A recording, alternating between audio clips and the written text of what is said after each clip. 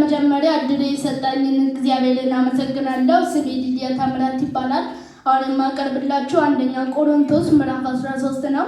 በኢየሱስ አነባለሁ። አንደኛ ቆሮንቶስ ምዕራፍ 13 በሰዎችና በመላእክት ልሳን ብናገር ፍቅር ግን ከሌለኝ እንደሚጮህ ናስ ወይም እንደሚንሿሿ ጽናጽል ነኝ።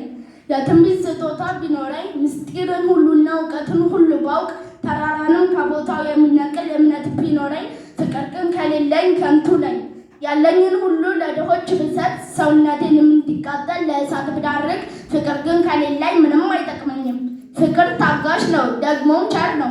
ፍቅር አይመቀኝም፣ አይመካም፣ አይታበይም፣ ተገቢ ያልሆነ ነገር አያደርግም፣ ራስ ወዳድ አይደለም፣ አይበሳጭም፣ በደልን አይቆጥርም።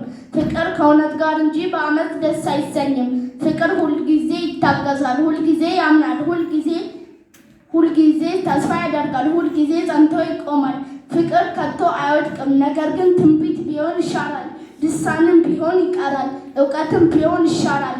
ምክንያቱም የምናውቀው በከፊል ነው፣ ትንቢት የምንናገረውም በከፊል ነው። ነገር ግን ፍጹም የሆነው ሲመጣ በከፊል የነበረው ይሻላል። ልጅ ሳለሁ እንደ ልጅ እናገር ነበር፣ እንደ ልጅ አስብ ነበር፣ እንደ ልጅም አሰላ ነበር። ከጎለመስኩ በኋላ ግን የልጅነትን ነገር እርግፍ አድርጌ ትቻለሁ። አሁን የምናየው በመስታወት ውስጥ እንደሚታይ በድንግዝግዝ ነው። በዚያን ጊዜ ግን ፊት ለፊት እናያለን። አሁን የማውቀው በከፊል ነው። በዚያን ጊዜ እኔ ራሴ ሙሉ በሙሉ የታወቅሁትን ያህል አውቃለሁ። ከእንግዲህ እምነት፣ ተስፋ፣ ፍቅር እነዚህ ሶስቱ ጸንተው ይኖራሉ። ከእነዚህም የሚበልጠው ፍቅር ነው። ስላዳመጣችሁኝ አመሰግናለሁ።